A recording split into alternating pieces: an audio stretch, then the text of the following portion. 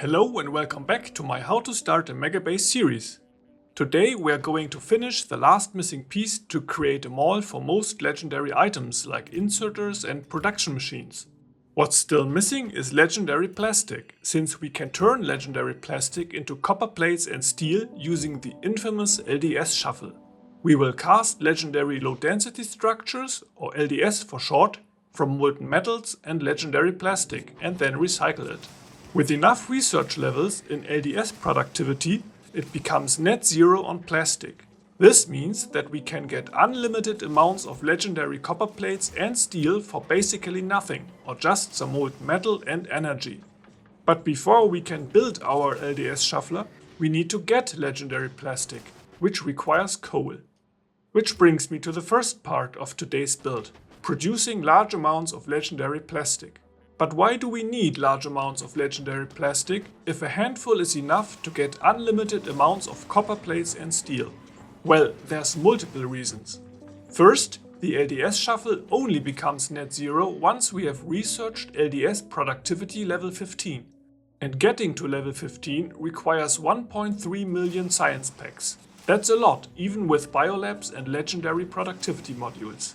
In consequence, our LDS shuffle will probably drain a sizable amount of plastic in the beginning because we will lose some of them with each cycle.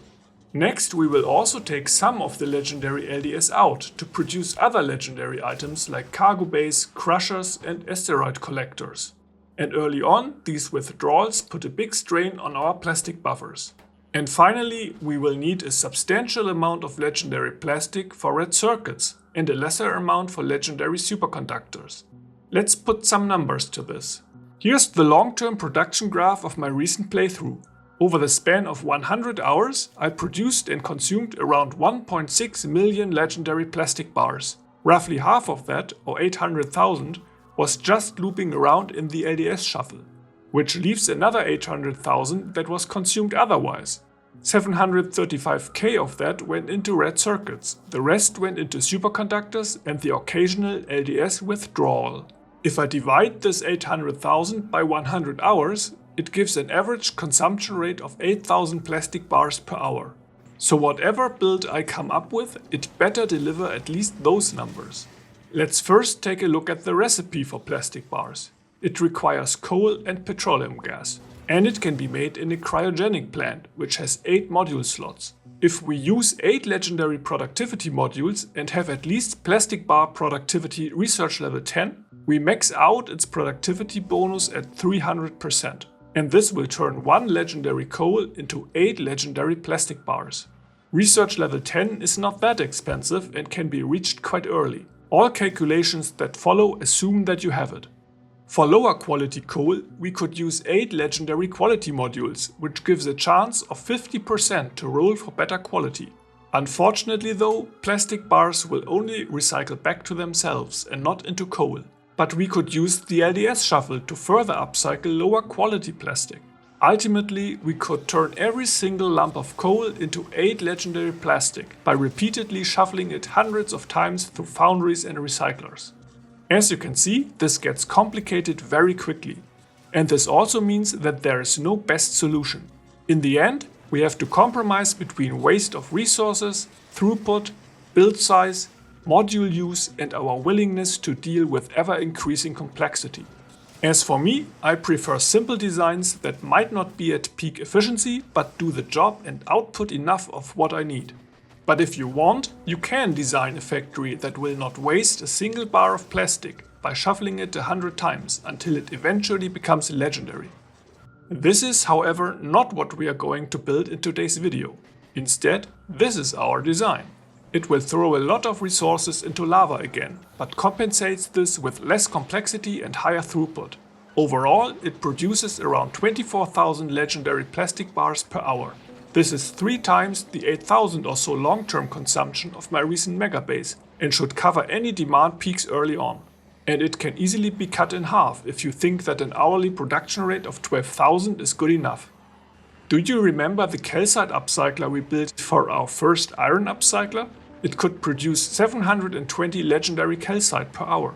If we simply copy this for coal, it would produce around 720 legendary coal per hour, which would yield around 5,800 legendary plastic bars. But by also utilizing the purple quality coal and putting it into a cryogenic plant with 50% quality chance, we can more than double this number to 12,000. And to get to 24,000, I simply doubled everything again. So let's quickly go through this design step by step and then continue with the actual LDS shuffle. I start by placing miners with legendary quality modules on a coal patch. To get a fully stacked belt of coal, I add beacons with single legendary speed modules. This drops the quality chance to 18.75%, but drastically lowers the number of miners and modules I need. Depending on your current mining productivity research level, you might need more or fewer miners. Just make sure that you get 240 coal per second with an 18.75% quality chance. On a side note, if you are already on Factorio version 2.1, you can now flip miners into 8 different orientations. This allows us to sideload belts like this. It's pretty awesome to have them output on the left side of the belt. Since my target is 24,000 plastic bars per hour, I copy the miners one more time to get a second belt of coal. While this also works fine with normal quality miners, I highly recommend using legendary miners as soon as possible, because we'll burn through 1.7 million coal per hour. And with legendary miners and mining productivity level 20, we will just drain 50,000 coal from the patch to get this 1.7 million onto the belts. Let's filter out normal quality coal here. We'll get rid of it later. Instead, let's continue with the quality coal and tunnel it to this side of the belt. Green and blue quality coal needs to be upcycled, so I add 10 recyclers with quality modules here and again use chests, stack inserters and a constant combinator to keep the return belt nicely stacked. I configure the constant combinator to output a value of -15 for every item I want to stack. This number is then wired to the inserters, which also monitor their own chests.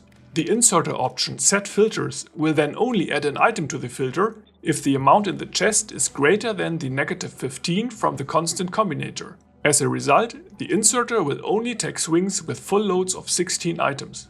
Legendary coal does not need to be stacked because it comes in very low numbers. The inserters will automatically put it onto the belt as single items. And I also limit the chests to 4 slots, since there are only 4 different qualities of coal that will pass through them. If I merge the return belt with the incoming one like this, the recycler output will automatically have input priority on this side over here, because inserters prefer to pick items up from the near side of the belt. Purple and legendary quality coal is filtered out here and will continue this way. Here we need 3 cryogenic plants, 2 for purple and 1 for legendary quality plastic bars. If I place them like this, they can all share my input belt, which I tunnel in here. There's no need for a buffer chest this time.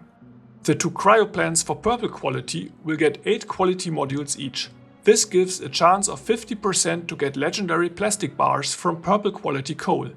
The cryo plant for legendary plastic bars will of course get productivity modules. We also need petroleum gas, so let's add some pipes for that as well. Let's now handle the outputs and start with the legendary plastic bars. I would highly recommend using a sufficiently big buffer, because you will typically need legendary plastic in big bursts and not slow and steady. So I put 5 yellow chests here to store a total of 24,000 legendary plastic bars, which is 1 hour's worth of production. As for the purple quality plastic bars, I will simply destroy them. I gave them 1 chance to become legendary, but they failed me. So they deserve punishment by fire and will be dumped into lava. You could, of course, add another recycler with quality modules and try to upcycle them, but this would turn less than 8% of them into legendary ones. And our output should already be big enough, so I'll pass on that and keep the design simple.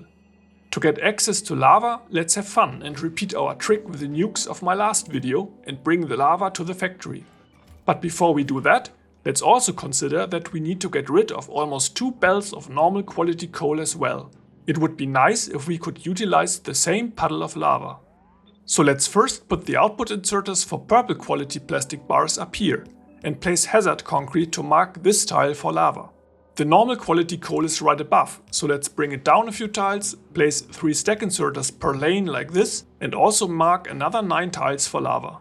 Then we save our design as a temporary blueprint and deconstruct everything except the hazard concrete in a sufficiently large area.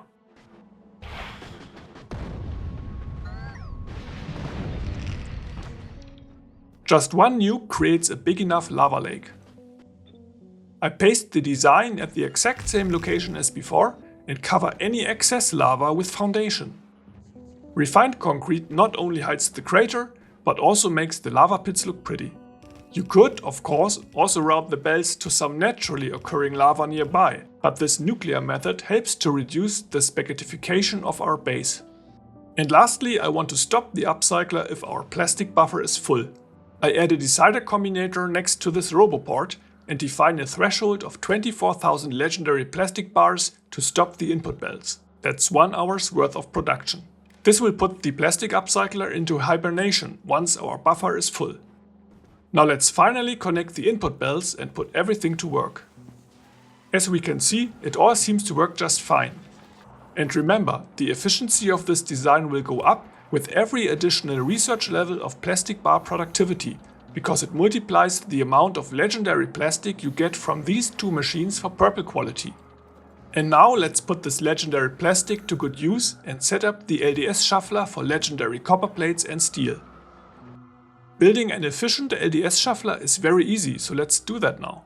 Since we're dealing with legendary items only and no longer need to use quality modules, we can speed things up with a speed beacon. So I put one here at the center of what will become our shuffler. Next I place two legendary foundries for the low density structures, one on each side, and also add legendary productivity modules. I keep the fluid inputs at the bottom. Let me flip one of the foundries and do some pipe shenanigans. I also connect them with molten iron and molten copper, which I assume are somewhere close by. Let's now add a storage chest in the middle to keep a buffer of legendary LDS for mall use. Don't forget to limit the inserters, for example to 200. I now add two requester chests, one for each foundry, and request 100 legendary plastic bars. Our bots deliver the plastic and the legendary LDS start being produced and are put into the buffer.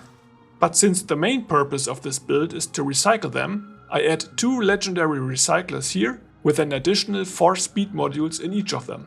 I placed the recyclers in such a way that I can block the outputs with these inserters, which directly insert LDS from our foundries. Now I need to deal with the massive amounts of materials that I get. First, let's use filtered stack inserters to put the plastic bars back into the requester chests. Next, let's put a central belt in the middle and 2 inserters for steel and 6 for copper plates. At the top, I filter steel to the left and copper to the right. Each side will get a second splitter with output priority to the outer sides. This is where I place 2 storages for the legendary items. 6 chests each should give enough room. The buffers are now getting filled. Once either side is full, the overflow should continue its way up to be dumped into lava. Let's just assume that I used another nuke here or that we are building on top of a natural lava lake. I open a few tiles of the floor to create small lava pits and add some inserters to dump all excess copper plates into it. I also add an inserter for the steel.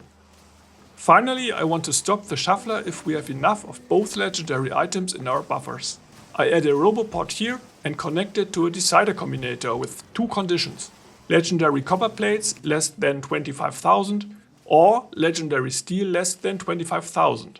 If true, it outputs a bell signal with a value of 1. This will stop the recycling process once we have both 25,000 steel and copper plates. And that's the LDS shuffler done. It currently recycles around 32 legendary LDS per second, for a total of 160 legendary copper and 16 legendary steel per second. This amounts to roughly 59,000 steel and 590,000 copper per hour. Our steel buffer will be full in 25 minutes and our copper buffer in 2.5 minutes. And if we have maxed out the LDS productivity at 300%, this shuffler will only need additional plastic bars if we take out some of the LDS for other use. And this not only finishes today's design, but also marks a big milestone in our way to legendary everything. Together with our legendary iron and stone upcyclers of the previous 2 videos, we can now add a mall and produce all regular items in legendary quality. And since we have also built an upcycler for legendary foundries, we are sitting on a big pile of legendary tungsten carbide. So we can now also produce legendary miners. And we can tear down our speed module upcycler and produce the speed modules directly. We also have legendary holmium sitting on Fulgora. And if you export this to Vulcanus, you can now also produce legendary superconductors here and add legendary quality modules and personal roboports to them all. You can then also tear down the quality module upcycler on Nauvis. And you can export legendary items to Fulgora and craft legendary supercapacitors. This will pave the way to legendary mech armor, which greatly improves your personal inventory grid size. And finally, you can also provide Aquilo with what's needed for legendary cryogenic plants. So today, all of our puzzle pieces finally came together and we covered a great distance on our path towards legendary everything. But there's still some very desirable items left that we will get to in future videos.